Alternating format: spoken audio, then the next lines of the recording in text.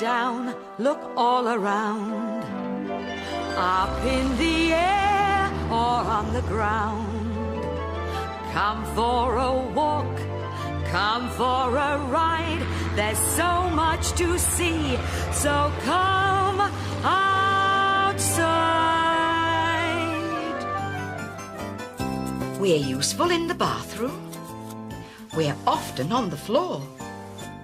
We come in different shapes and sizes. So, some of us like painting, while others like to clean all sorts of things. What are we? Do you know? We're brushes.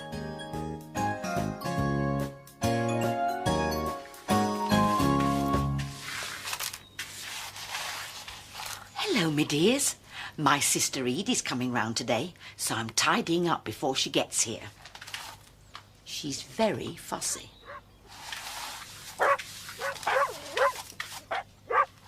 Listen to that. Pippin's got her friends round. They're playing.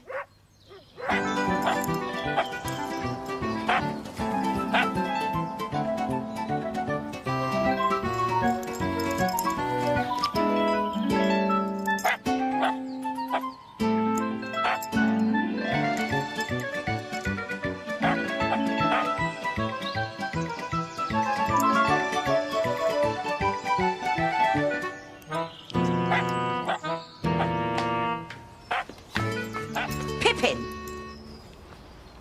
Come here. Look at you. What a mess. You need a good brushing before Edie sees you. Look, I haven't got time to brush all of you. Go on, you two. Off you go. That's enough playing for today.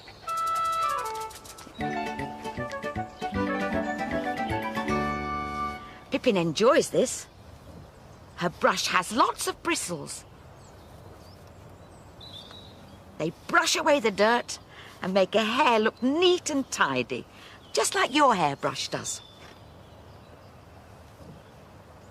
There, that's better. Now, go and sit in your basket while I finish tidying up.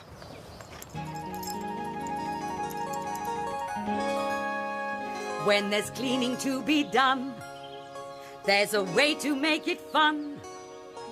Sing a little song, it will help you along. Sweep, sweep, sweep the path. Wash the dishes to keep them clean. Scrub the floor, scrub it well. This will be the cleanest house we've ever seen.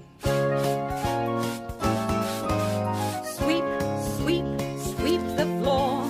Wash the teapot to keep it clean. Scrub the loo, scrub it well.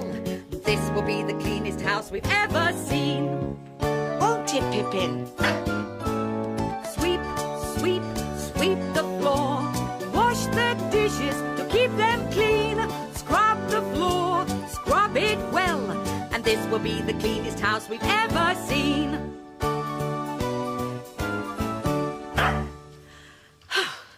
Brushes are very good at sweeping up all those little bits of dirt because the bristles are thin and quite sharp. These bristles are made from coconuts. I'll show you.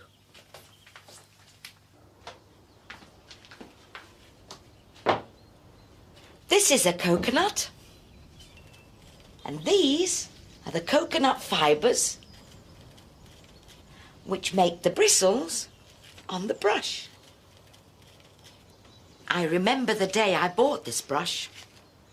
It all started one morning when Pippin was getting under my feet.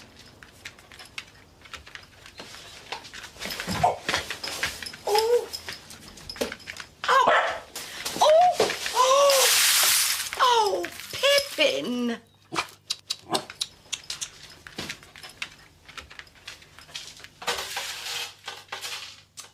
Oh, dear. Look at this old brush. I really must buy a new one. Pippin, it's time to fly. And so off we went to find a new brush.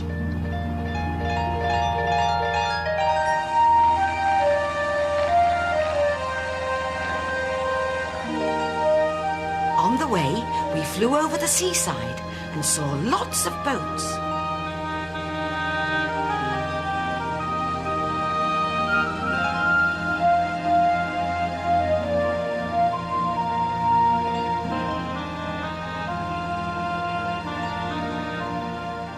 Soon we arrived at a factory where they make all sorts of brushes and brooms. Hello?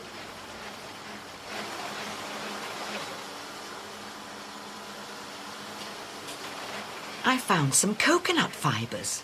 They'd come all the way from India.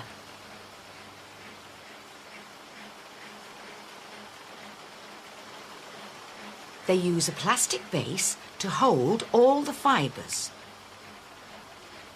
That's where the fibres go. And this is the handle. This machine punches holes in the plastic.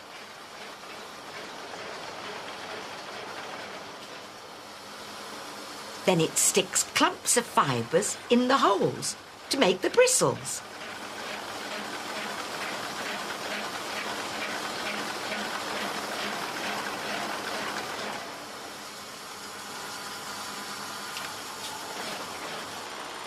They're trimmed so they're all the same length.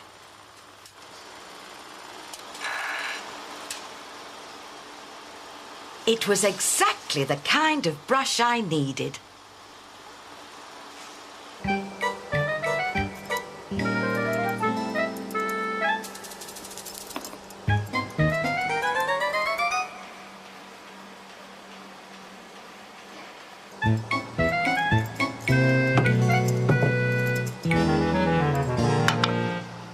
Then I saw a machine making brushes for dogs.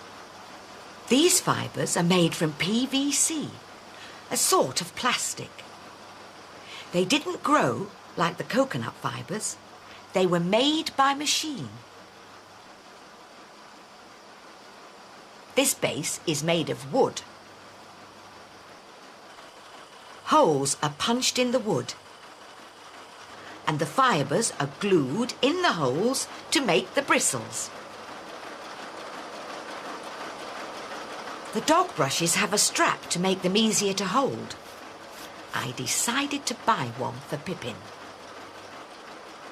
And that's when I noticed she wasn't there. Where was she?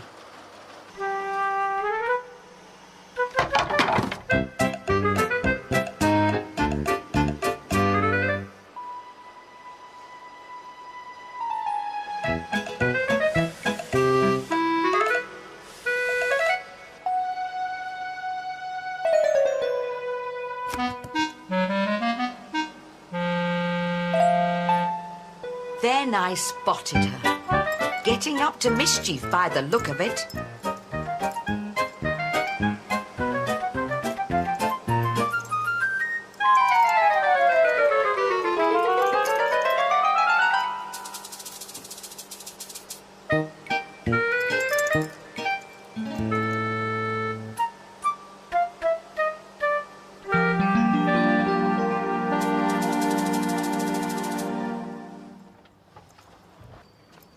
Thank you. Goodbye.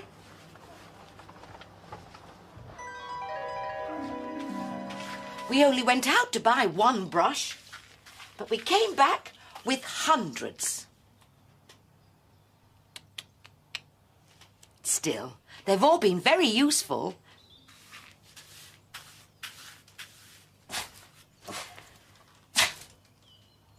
Oh, Pippin. You remind me of a story about a young boy and some brooms. They made a terrible mess. Let me see if I can remember it. Once upon a time, in an old castle, there lived a very old man who had magical powers.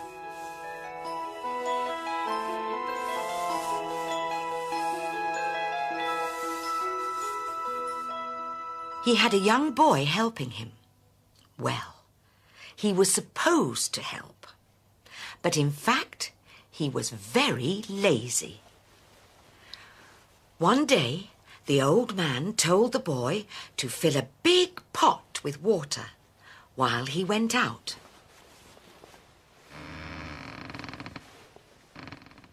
The boy fetched 2 buckets of water and tipped them into the pot. "Whew, this is hard work," he thought. "There must be an easier way." Then he noticed the broom. He waved his arms at the broom and said the magic words he'd often heard the old man say. And suddenly the broom began to move. It picked up the buckets and off it went. The lazy boy settled down and went back to sleep while the broom did his work for him.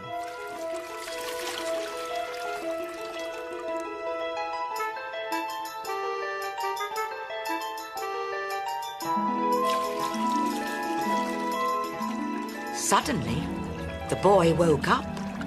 Water was lapping round his ankles. The pot was overflowing. "Stop!" shouted the boy. But nothing happened. He waved his arms and said some magic words. But he said the wrong words, and to his horror, the broom became 2 brooms, then 4, then 8. Soon it seemed as if 100 brooms were marching back and forth with their buckets. The water rose higher and higher. The boy was swimming for dear life when the old man returned. He quickly said the magic words. The water drained away and the brooms disappeared. And there stood the boy, dripping wet and in deep trouble.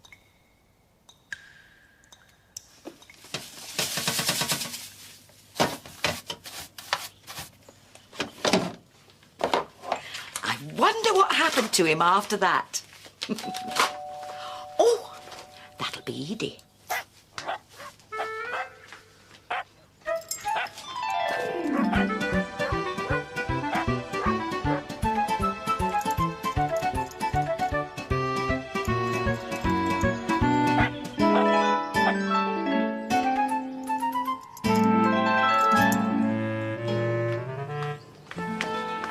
Pippin!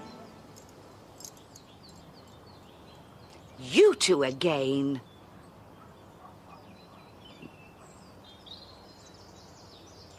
Pippin, just look at you.